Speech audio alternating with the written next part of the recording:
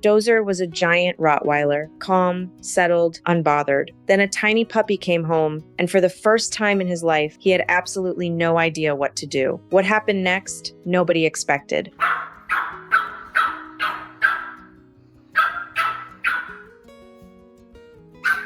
Dozer was not aggressive toward Daisy. He was something perhaps more unexpected for a dog of his size. He was flustered. She came at him with a relentless, cheerful energy that he had no obvious framework for. She nipped at his paws, she grabbed his tail, and pulled. He stepped aside, turned away, and looked at Kimberly with an expression that was hard to misread.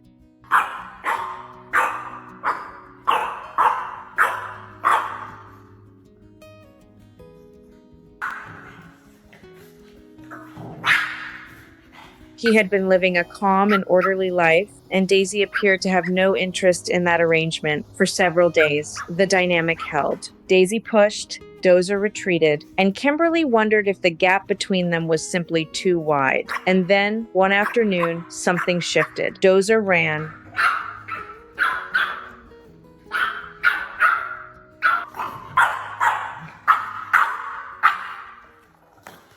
Not away from something threatening, away from Daisy, who was barreling toward him with her usual determination. He moved across the room at a trot, glanced back, and registered that she was gaining on him. Something in that moment seemed to land differently than anything before it. He stopped, he turned, and then, for the first time, he engaged.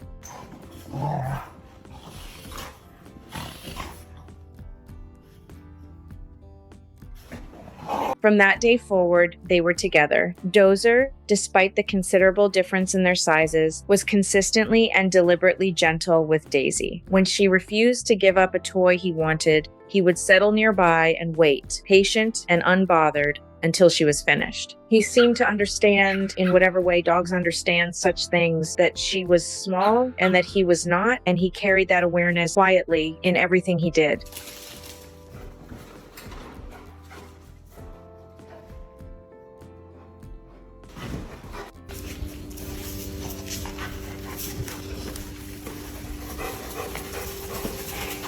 Daisy, for her part, kept innovating. She discovered that she could fit under the bed and Dozer could not. She would disappear beneath it and go still, and Dozer would move through the room with growing confusion, nosing at the edges of the bed frame, ears up, listening for the small rustling sounds that told him she was still in there somewhere.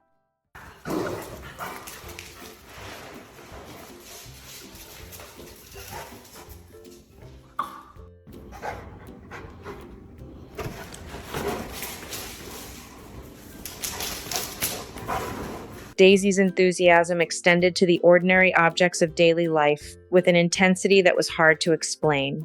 A particular red food bowl produced in her a response that could only be described as theatrical. The moment it appeared, she would begin jumping and spinning in tight circles, her whole body overtaken by a joy that seemed entirely out of proportion to the object.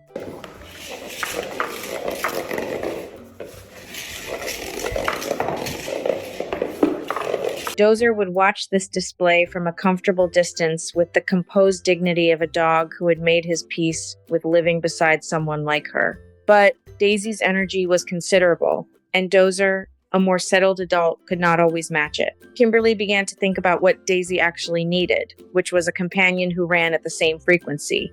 That was how Mocha came home.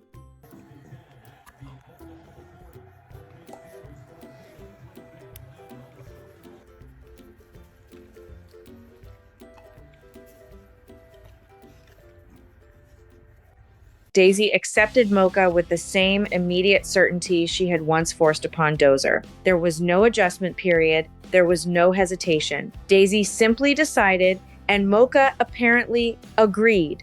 Now the two of them spend 2 to 3 hours a day in a running, tumbling, chasing loop that covers the house and the yard in equal measure, while Dozer watches from a comfortable spot with the expression of a dog who is genuinely pleased that someone else has taken on this particular responsibility.